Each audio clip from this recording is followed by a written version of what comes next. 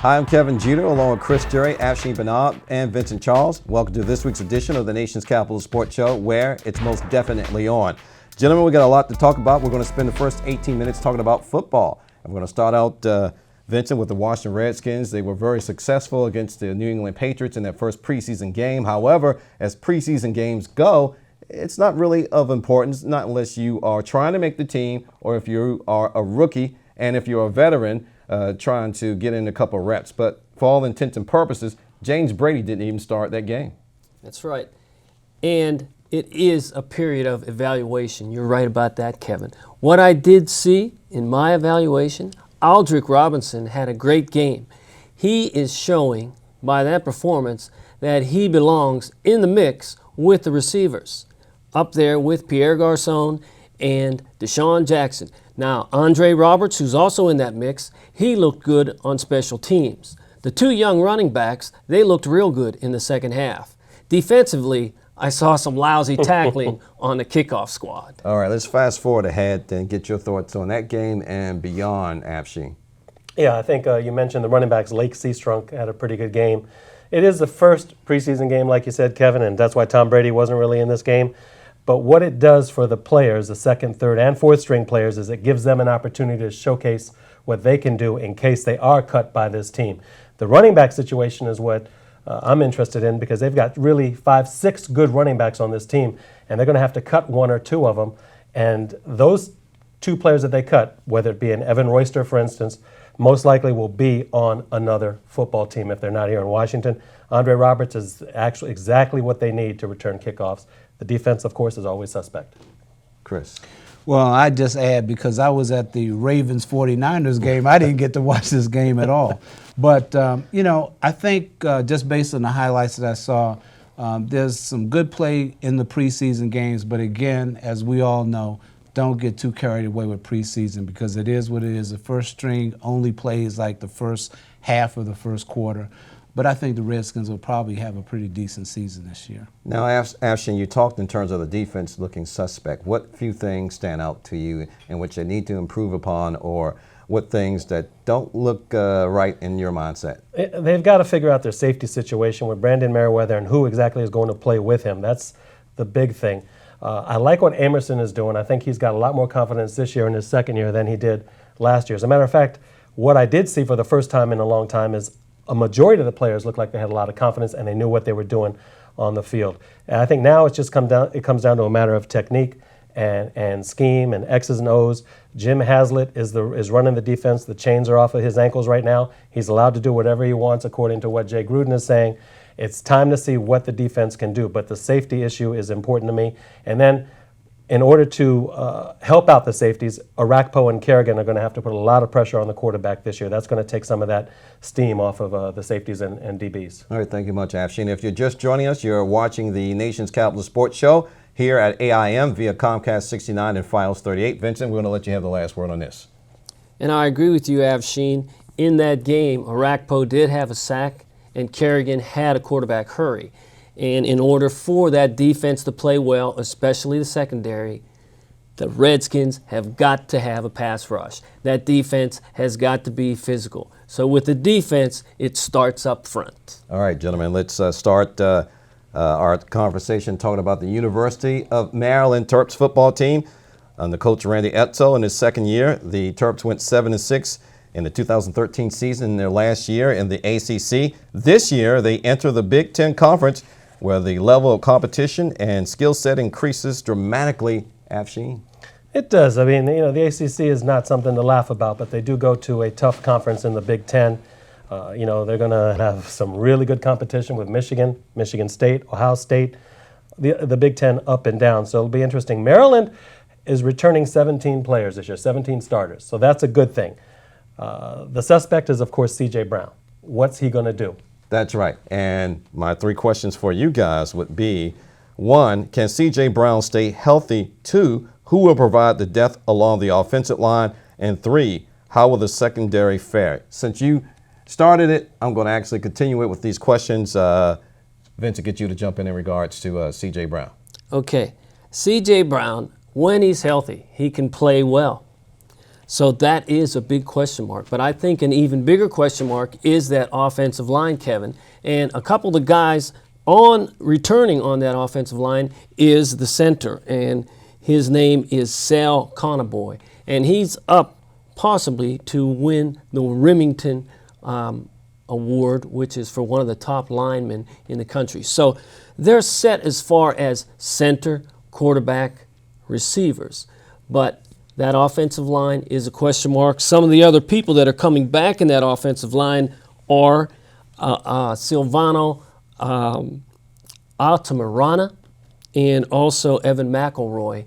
They're fighting it out at left guard. All right, going to have to cut you off there. We only have 6 minutes. Chris. Yeah, I think Mike Locksley is like the master recruiter. He's the offensive coordinator. So I think there's going to be a lot of good things for Maryland. Well, better than expected for Maryland. I shouldn't say a lot of good things, especially with that many starters returning. But, again, when we're talking about going into the Big Ten, the Big Ten might not be overall as good as the ACC, but the Big East, or not the Big East, I'm sorry, the Big Ten Eastern section where Maryland is, that's the loaded part of That's the conference. Right. Indiana, Michigan, Michigan State, Ohio State, Penn State, and Rutgers. Let's talk about in terms of what you started, Chris, in regards to strength of schedule. Does anyone stand out there in terms of giving Maryland a potentially hard time? Well, I think all of them you just mentioned, really. The games, if I'm Maryland, I mean, right away, I hope they schedule Rutgers for their homecoming game if they play Rutgers at home. They do play Rutgers, and that is the very last game of the season in the Big Ten schedule. At home, though. Yeah, but I think that's the thing for Maryland is that they will have some really tough teams in that East. But I think overall, if they can get 3 wins out of this season in the conference, that'll be good for them. Afshin, Chris, Vincent. They're going to be playing in some huge stadiums. Yes. Something in which the Terps are not familiar with. Right. They can barely sell out their stadium. But when the teams come in to play the Terps, they're going to fill that up. That's right. How will they regulate and playing against these massive crowds? Because it's going to make a difference, and it's going to take some time to get used to. Well, the one thing is they don't have to play in the Big House this year, the largest stadium in the country. That's next year. So they're lucky there. But when Ohio State comes to town, when Michigan State comes to College Park, these seats are going to absolutely fill up. And, they're going to have their work cut out for them against schools like that. Like Chris was saying, maybe not top to bottom, but those top schools, those 4, 5, 6, that Eastern Division, that's the toughest division. 8 out of the last 10 Big Ten champions came out of the East. So they're going to have their work cut out for them, whether they play at College Park in front of 40, 45,000, or whether they play in the Big House in front of 115,000. You think they're going to have to, Coach Randy Edsall may implement one of those noise drills in terms of a huge crowds? Because they do reach a feverish pitch as far as the Big Ten is concerned. Some of the games, at least I've seen. Yeah, I think on the road, when they go when in the ACC, when they've gone to Clemson or Florida State, they've played in front of crowds like that. The thing that's going to be interesting for Maryland, which I think they will not have experienced before in terms of playing in front of big crowds, is at home. Unfortunately, a lot of that's going to be because half the stadium is going to be pulling for the opposing team. But it's okay because the thing for Maryland football is that they want the 55,000 seats at Byrd Stadium filled up. They don't need to be playing in front of 45,000, just have a wall of empty seats in that large upper deck that they have. Well, as the saying goes, be careful of what you ask for, wish for sometimes, Vincent. They're going to have trouble in those large stadiums. They're going to have trouble the whole year, guys. I hear optimism, and I've read some periodicals. Some people are saying Maryland's going to finish 6-6. I don't think so. All right. I think the most wins Maryland's going to get is 3, and whether they're going to get any in the Big Ten, that is a question. They just don't have the Big Ten talent, especially up front. Actually, Thank you, Kevin. The beginning of their season, they got South Florida, they got West Virginia and Syracuse. And James Madison, so they might get to 6 wins. I say 3-9. Some of our viewers and listeners might not like that, but I'm trying to be realistic with their talent. well, if you want to, sorry about that, Chris. If you want to chime in on this, you can hit us up on email at info@tncss.net. Chris, we're going to let you briefly talk about this because we have to get to something else that involves the Terps. And mine's just going to be 10 seconds to say if they go 3-9. Randy Edsel won't be back That's next year. That's possible. That's highly All possible. right, let's move on to something else, Chris, you're going to bring to our attention, or you have brought to our attention during the pregame show planning, and that is the University of Maryland. Well, they get their Wallets. wallets kind of softened to the tune of 31, which I guess is better than what? Well, yeah. Well, briefly, what Million. happened is when Maryland decided to leave the ACC for the Big Ten, the ACC went to enforce their $52 million buyout fee, and Maryland, of course, said no, we're not paying that because we didn't vote with the rest of the conference for that fee. Well, what's happened is there's been a settlement reached, and the settlement is that it's going to be $31 million will be the buyout fee. Now, how do we get there? Because what the ACC did very smartly is when Maryland announced they were leaving, they no longer gave Maryland any TV revenue, any bowl revenue, or anything. So what that $31 million is, it's not so much Maryland coming out of their pocket paying $31 million. It's the money that the ACC had collected that Maryland should have gotten that they never gave to them. And that's the settlement. All lawsuits are dropped. Goodbye to Maryland, to the Big Ten. Have a good time. ACC will move on. Well, thank you very much, Chris, Afshin, and Vincent. Let's move on to talking about the NCAA autonomy. And this, of course, is a big hot issue in the news. The NCAA Board of Governors voted to grant autonomy to 5 of the biggest revenue-producing FBS conferences. And we're going to talk about this from many layers. Let's first start out talking about what this means to the student athlete. And we're going to start out with Chris. Well, what it means is that the schools will now be able to give athletes, Division I athletes, the full cost of a scholarship. Before, what they were able to give them was tuition, books, room and board, and that's it. As you know, if you're going to school, if you're a regular student, you need more than that. You need to be able, things, little small things like, hey, I'd like to be able to go to a movie. I'd like to be able to go to a restaurant. I'd like some little small changes. It's not any big money like thousands of dollars per player, but they'll be able to give them some sort of small stipend to and allow them to take care of things that normal students would be able to take care of. Now, Afshin, this was on the books a long time ago, but why now is the NCAA deciding to do this? Well, they don't want to lose a lot of those big schools. Yeah, and money, keep them, right? keep them under the auspices of the NCAA. These are some things that we don't need to be altruistic here. These are some things that were thought about years ago by commissioners of all these leagues, and the NCAA just knocked them down, and they took a vote. They took things to a vote like the stipend, like the medical coverage, like the tuition that Chris is talking about, and they were just flat out knocked down every time. And the NCAA or these big conferences said, "Look, we're just going to go ahead and form our own football conference if you don't want to be a part of this. This is what we need to do: stipends, medical coverage, tuition based on the city where you're playing, the college that you're playing. USC and UCLA in the Los Angeles area, well, they make a lot. It's a lot different there, the cost of living, than in Pullman, Washington, for instance. So that's going to work out to about $2,000 to $5,000, I think, per athlete for every year." Now, Vincent, this hasn't been without its opponents. And Bill Snyder, head football coach at Kansas State, says that college football has sold out. What do you say, sir? Well, I say money talks, for one thing. And the big money was threatening to walk, as Afshin has alluded to. And I think this has been a good compromise because those big schools were trying to get away from NCAA, okay? And the NCAA was able to still keep them in the fold. Now, these stipends and things, I think they're going to start out small, but gradually they're going to get bigger because the players in these conferences are going to want more because when they see all this television money. So it's a good way for them to compromise with the NCAA. It's possible that some of the people on the outside may try litigation, sure, but I think now it's going to hold.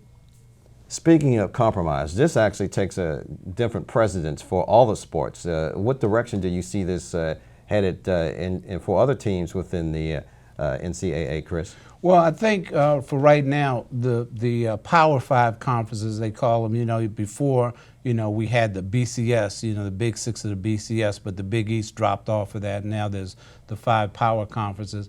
I think this is a good thing, because I think before what happened is you had schools that didn't have the same agenda as the big schools being able to vote on what the big schools could and couldn't do. And as you said, Vincent, which is right on the point, basically what they did was almost at gunpoint. They said, are you guys going to give us autonomy? Because basically if those football conference schools left, they could take the basketball with them, and then all these other conferences, Big East and whatever, they wouldn't be able to make it. So funny you mention that. I kind of, when I read this, I pictured it like, here's the kid that has all the marbles in the sandlot, and he's going to go away from the kids and take all of his marbles and leave the other kids sitting with nothing. It's almost a question, it's almost the issue of the have and have-nots, Afshin. It is. If you want to play with my marbles, you got to play under my rules. But absolutely, that's what it is. It's the haves telling the have-nots, this is how it's going to be. Are you with us or are you against us? And if you're against us, you're probably not going to be around for much longer. And I like to call it the Power 5 plus 1, because Notre Dame, even though they're technically in the ACC, they're really still an independent school, and they'll be a part of this too. So there's 65 schools that are involved, but we'll see. The haves are ruling. That's right. Well, and the haves actually have decided, then the fate game sealed over. Yeah. All right, so let's talk in terms of how this relates into other things of consideration, Vincent, and when we talk in terms of NASCAR and the recent rash of head injuries or concussions that have happened in the NFL. And it seems that NASCAR is actually following in the footsteps in terms of the template for the NFL. So what do you have there for us, sir? It is, Kevin, and this is one thing to consider. Former NASCAR driver Jeff Bodine is leading the push to create a pension or medical fund for retired NASCAR drivers. Bodine suffered a serious accident in his racing car career. He sustained a series of concussions, and this eventually led to his retiring from racing. If anything, he can follow the template of the NFL. Yeah, that's absolutely true. Sometimes you look at these NASCAR races and you see them go head on, so the concussion thing is important. But speaking of NASCAR, another thing that's really serious that just happened is Tony Stewart was involved in an accident, an off-track race the night before their big race up in Watkins Glen. The young man got killed. There's a big investigation going on about that. Did Stewart do it on purpose or what have you? But it's just one of those NASCAR stories that's kind of sad anytime you hear about somebody losing his life, especially in a situation like that. All right. Well, thank you very much, Chris, Afshin, and Vincent. I'm Kevin Jeter, and when we return, we're going to be talking more sports. As a matter of fact, we're going to be talking about those Washington Nationals that are doing pretty good in the National League East. Also, you can listen to us on TuneIn.com. This is the Nation's Capital Sports Show, where it's most definitely on. We'll be right back after the jump. Welcome back to the Nation's Capital Sports Show. I'm Kevin Jeter with Afshin Bernard, Vincent Charles, and Chris Jerry. You can like us on Facebook.com/TNCSS.net. Gentlemen, let's continue, and that's .com. Excuse me. Thank you very much. All right, so let's continue talking about those Washington Nationals. So far, so good. Even Bryce Harper got his groove back on. And Afshin, you look like a genius because you and Steven actually predicted that they would get a outfielder or something to that effect for the draft. The middle infielder, which they got, is Asdrubal Cabrera. And they also got a reliever. But, again, they are in the middle of the series with the Atlanta Braves, and they just can't shake them off, though they have won a lot more than they've lost recently. So they're in first place right now, and they've got to keep it going. But they've got to start hitting, and Bryce Harper has got to really start getting his bat on the ball. Yeah, but I love that runoff last inning home run that he had. That was pretty awesome. Cool. Yeah, that was nice. That was a nice walk-off. Yeah. Chris. Unfortunately, that's really the only thing he's done. You killjoy. That's the only thing he's really done. At least you're being honest. 2 or 3 weeks. Yeah. You're killing Vincent Boy like that, man. What are you going to do? But, they do have Atlanta on 4 games over the next 7 games. And, this is a time for them to kind of pick up. I think, Atlanta's coming off of a streak where they lost 8 in a row, and you'd expect that the Nationals would have widened their lead. They still have a healthy 4-game lead, but nonetheless, You know, we're in August. The dog days are here, and they really need to start widening that lead. I'd feel better if they were up by 10 by the time we got to September. Vincent. Chris, remember, he's not 22 yet. Most 21-year-olds, they're up in Syracuse or Harrisburg hanging out, drinking a Slurpee at 7-Eleven Yeah, and playing in the minors. that's true. He's a special talent. Harper's going to get it together. Don't worry about that. And it's nice to see that he's starting to come around. LaRoche is starting to come around.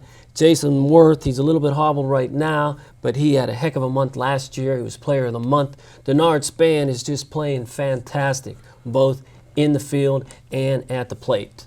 The addition of Cabrera has been decent, and he will help the team, and defensively, he will help the team especially. They are going to fight it out with the Braves. It looks like that's the way it's going to be till the end of the season. The relievers had a few hiccups lately. Soriano, sometime, he gets that heart rate up. But That's right. He's the cardiac kid, as you mentioned. Let's move on They're and talk coming about. around. Let's talk about something else that perhaps in the pitching, starting pitcher who's actually not coming around, and it's causing a concern as far as I'm concerned. And I'm talking about Steven Strasburg.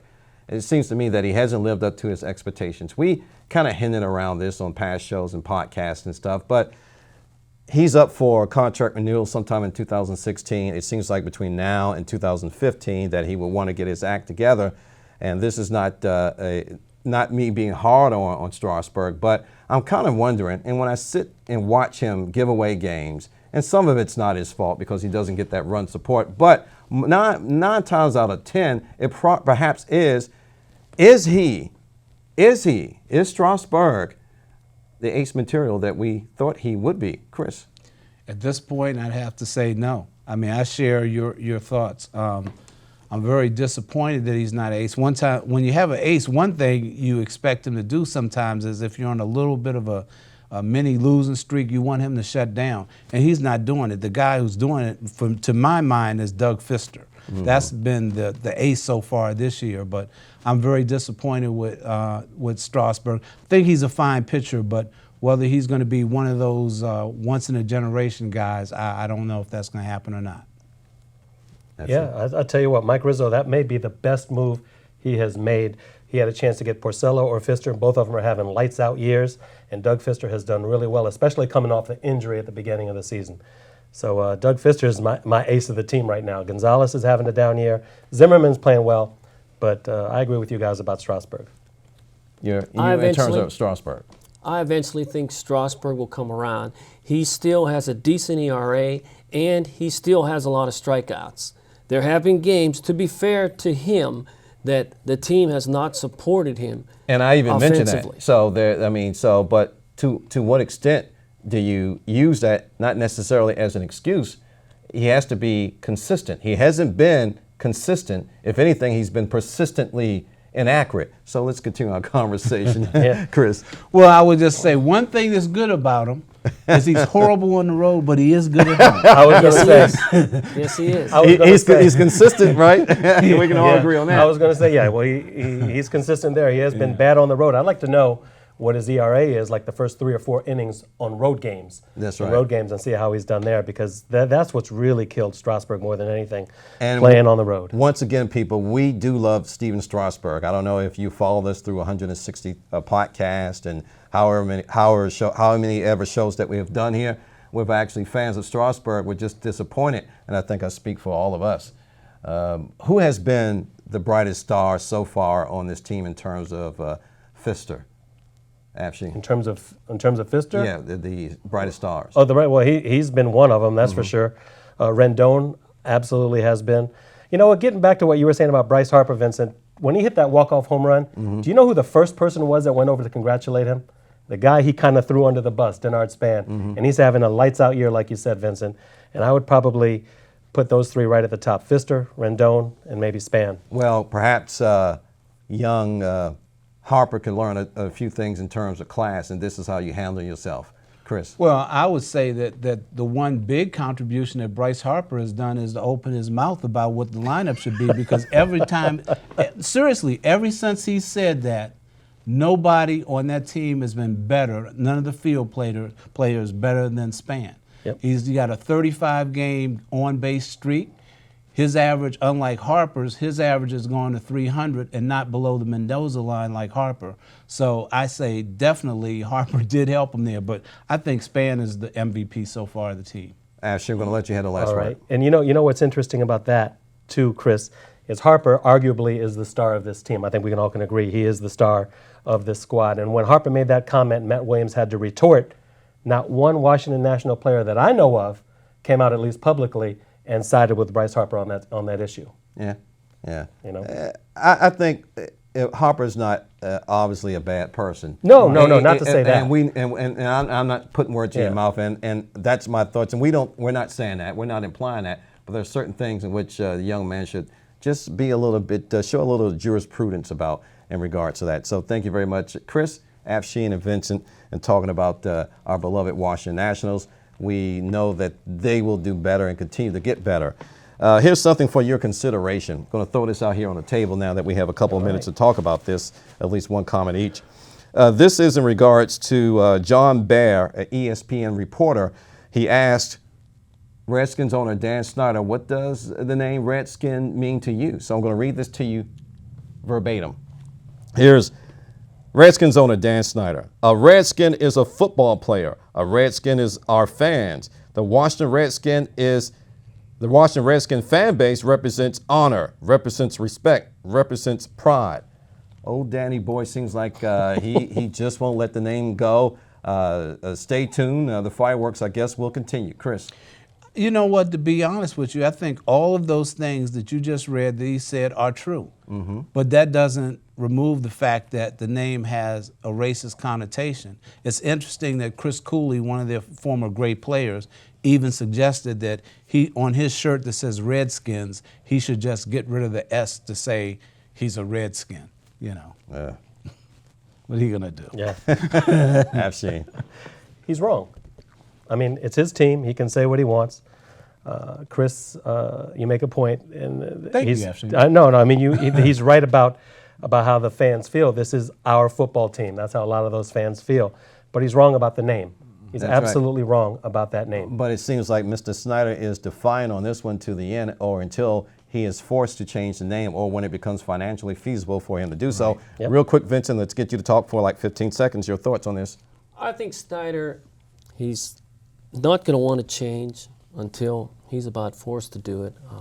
He thinks that, and he thinks that the Redskins are honoring that name. They may be, but it offends a lot of people, so eventually he's going to have to change. That's right. I feel like doing like this, and Vincent is my ventriloquist because I've just said the same thing. I'll just mess with you. Well, gentlemen, we almost came to the end of the road, and I guess we are here. But before we get out of here, our email address is info@tncss.net. You can watch the Nation's Capital Sports Show on AIM via Comcast 69 and Files 38. Sunday at 3 p.m., Monday at 9:30 a.m., and Friday at 9:30 p.m. That was a bad joke, Vincent. My apologies there. Didn't go over well. And you have you have a joke in your mind, and then you say it to yourself, then you think, oh man, that's gonna go over well. But when you say it, it doesn't. It's like a gong show. If you don't know what the gong show is, Google that, my friends under 25 and They under. don't know what the gong show is. Yeah, that's right. So I guess you'll be Googling that. All right, Afshin, we have a lot of people that make us shine and make us look good behind a calendar, a camera, I should say, on any calendar day. Any calendar day, right? There you go. Devin Gallagher, of course, the director. Tonight and always, Kimberly Phillip, Ken Briley, Dario Baguena, Janessa Jackson, Bill Weisner, of course, Craig Syfax, and a thank you to each and every one of them. And they make us look good, sound good, feel That's right. good, all that stuff. And it goes over to Paul LaValle. That's right, Paul That's LaValle, right. Jackie Stephen, up all the way up to the top. That's right. We're so thankful for this opportunity. Yes. 160 podcasts. We have now 752 souls on our Facebook like page. And a lot of them want to know, when do we plan to do a live show, or will we have them in the studio? I kid you not. So they're happy to see that happen. We're going to have to see if we can make that happen. It's nice just to have that many Facebook likes, and we enjoy you guys watching and listening to us here on AIM. So for Chris, Jerry, Afshin Banab, Kevin Judon, And Vincent Charles, I'm Kevin Jeter. You're not Kevin Jeter. We thank you for watching the Nation's Capital Sports Show. We thank you for listening to the Nation's Capital Sports Show. Go out and have yourself a great sporting day and a great sporting week. Take care.